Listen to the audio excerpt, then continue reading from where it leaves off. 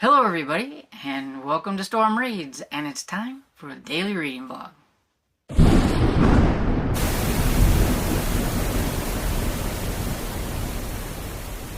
So hello my lovelies on this pretty sunshining day out. It's nice, it's going to be in the 70s, and I'm so happy. And I'm not looking to that cold weather that's coming. I'm going to just stay in the warm weather while I have it. And so last night I finished A Wonderful Christmas Crime by Jacqueline Frost.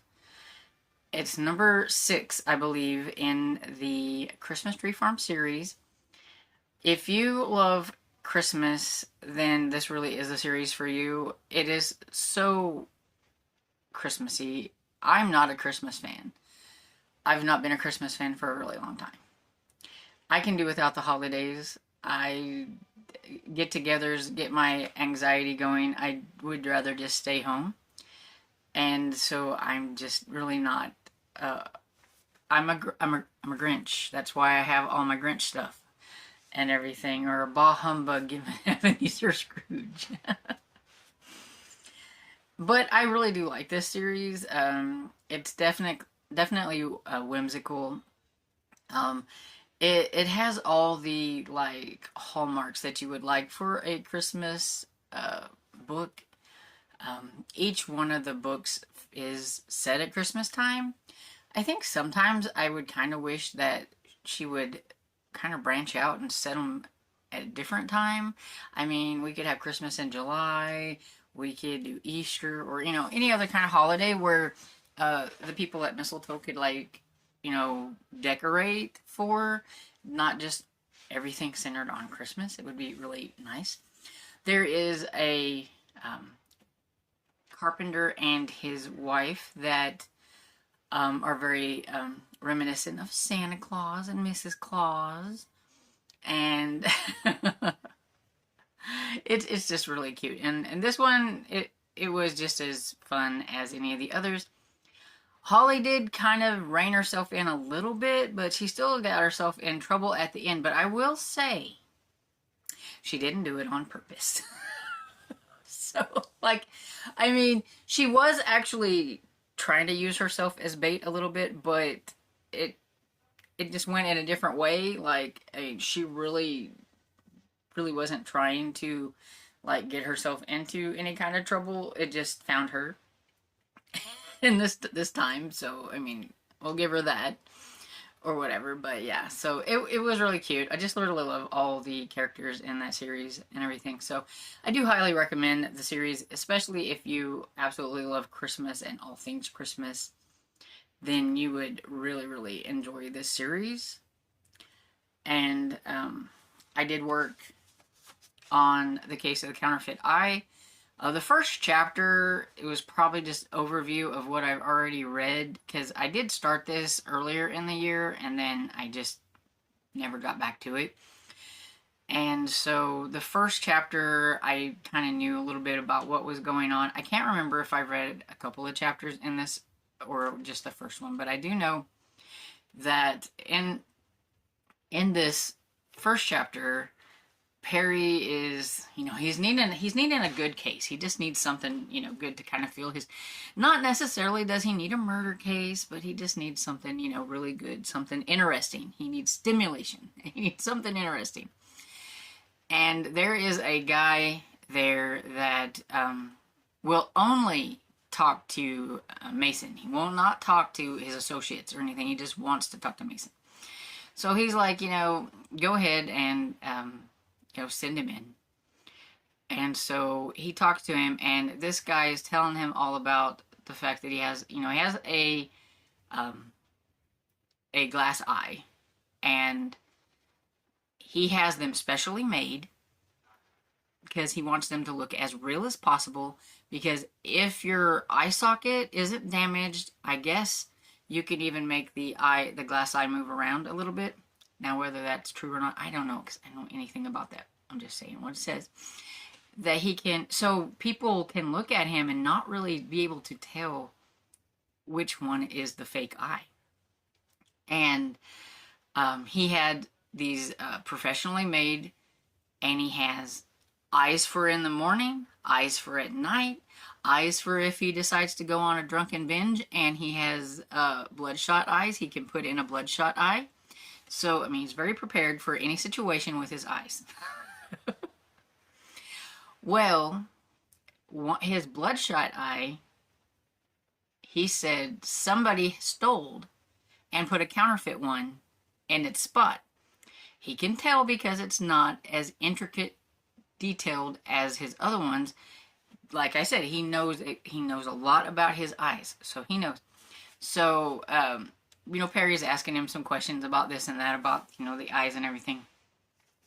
Well, he's worried that he's going to be accused of something because somebody wants to use that eye to put, maybe in a room where somebody gets murdered or something like that. And so they'll be able to trace it back to him because it was made by a certain artist and it's very unique, things like that. So they would be able to trace it back to him. And Perry's like, so do you know of any crime that might have been committed? He doesn't really say, but he just thinks there's possibility of this happening and everything, but he doesn't elaborate too much on it. So Perry asked him if it was worth, was it worth $1,500? I think it was. And he said, well, it depends. And so Perry has this idea of what he's going to do, and it involves getting a whole bunch of bloodshot eyes. So all I can picture is them putting these bloodshot eyes in different places to make, trying to throw them off of whatever it is. I don't know what he's going to do with them, but he's bringing in Paul Drake, which is the investigator, to go and get the eyes, but he's got to not be seen. He's got to, it's got to be as secret as possible. And Drake's like, you're not getting me into any kind of trouble. And he's like, no trouble that I couldn't get you out of, or whatever. Like I said, Perry's sometimes can be a little morally gray in how he does things and everything, but he always comes out clean in the end. But, so that's kind of where we're at, is he's going to be, getting the eyes, and we're going to see what he's going to do with the eyes in the second chapter, I'm guessing, or whatever. I don't know. At the end, when the guy was getting ready to leave, there was another couple that came in. It was, I think, a brother and sister. I don't remember exactly, I think. But the guy, I don't remember his name. It starts with a B, but I don't remember what his name was. Does it say? Brenold. So Mr. Brenold. He recognized the guy, and he kind of went pale, and Perry's kind of like, what's going on? But he won't say anything. And so I don't know if things are going to involve them, I'm guessing. But I don't know how. But they're there to see Perry about something. So we'll see what happens with Perry and the two different cases, or what's going on. Sometimes he kind of juggles things where you would think he should not juggle the same cases at the same time or whatever, because there could be some kind of involvement or whatever, but sometimes he likes to kind of try to get the information out of the other ones just to see. So I don't know what's going to go with that, but we'll see. Anyway, what I do like about this series is that Perry Mason relies very heavily on Della Street, his secretary, and everything. I think that's really cool that he trusts her judgment in a lot of things. He asked her before he even meets that Brenold guy, what did you think of him? And she tells him, she's like, I couldn't even tell which eye was fake, and all that kind of stuff. And she would tell him, what she thought about the guy and how he was acting and all that stuff. So he already knows a tiny bit about the person coming in before he even meets the person. And I think that's pretty cool that, he's trust her judgment and everything on things. So that's cool. And I've finished my chapters, or at least I'm saying I'm finished. I've gotten to 76%. I don't know if I've landed on the right chapter or not. I think I'm in the middle of a chapter, actually, but it's 76% in, and I'm just calling it good for the day, of Rattlesnake Crossing by J.A. Jance. And a lot of people have been found murdered in this book. There's like a serial killer, and um, there's something else going on too. I feel like it seems like a lot of times with the Brady series that there's always more than one case going at the same time. And we had a dead gun runner, and then we have the serial killer, and then it's like, are they going to go together, or are they two separate cases? I kind of think they're two separate cases, but I don't know exactly at this point in time. I do think that the one person that has been found, he could have been involved in one of the, but I don't think he's involved in both. But yeah, I'm just along for the ride. I have absolutely no clue who might be the killers or anything. I'm just, listening, and we'll find out. This one has a lot more about her and Butch in it. Honestly, I would have preferred Jance to leave Joanna Brady a little bit more single for a while, since her husband just died in the first book. It's not that I don't like Butch. He's okay. I just don't want to ship them together because I think that, she shouldn't rush into things and everything. So, and that's just my opinion. And everything. So, there we go. I have rambled on quite a bit. Oh, I forgot. Gotta ramble on a little bit more. I did start Devil Hunters by Rick Gualtieri.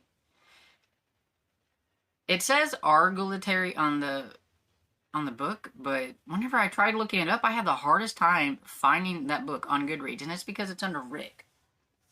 It's like, okay, well, make up your mind how you're going to do this.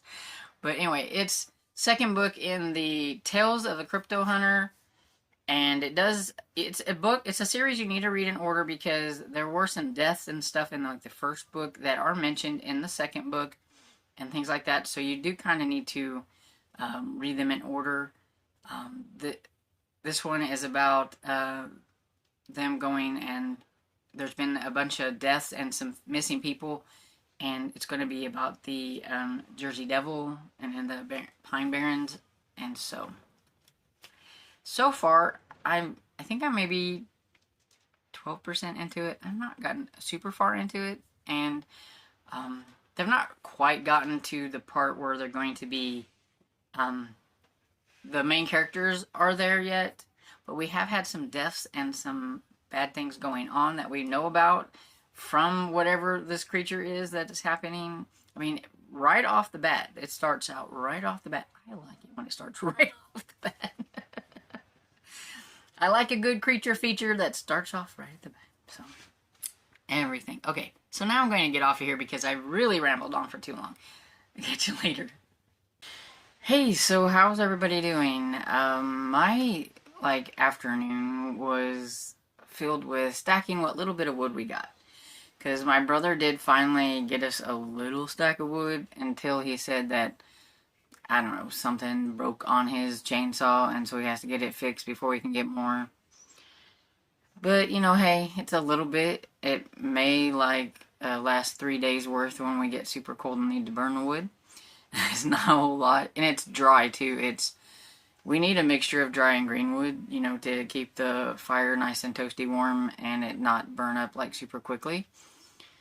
But it is what it is, and well, I stacked what I had out there, which like I said, wasn't a whole lot, but there were some rather large pieces. Even though it was dry, they were still kind of heavy.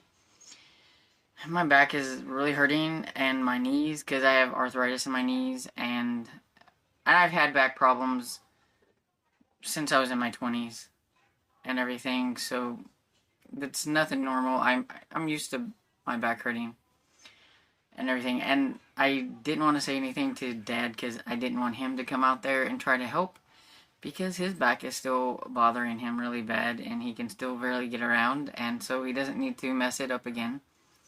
And so I just, you do what you gotta do, and so that's what I did.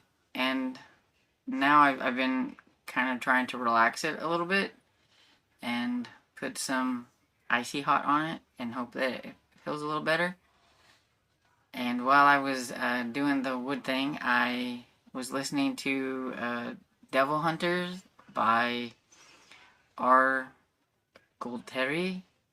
I'm probably going to butcher that every time I say it. I don't know if I'm saying it right. And yeah, I think I'm 38% into that one now. It's about a group of people that work for the government under the guise of like a reality TV show. But what they're really doing is, like, the government doesn't want people to know that there really are cryptids out there and everything. So if there's ever any sign of maybe a cryptid being somewhere, they have to go there and check it out. And then if there is something, then they need to get rid of it and everything. They don't want people knowing about any of that stuff.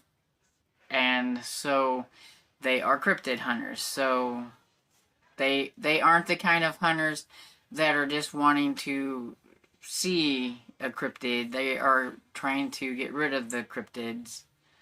And in the first book, it was Bigfoot Hunter.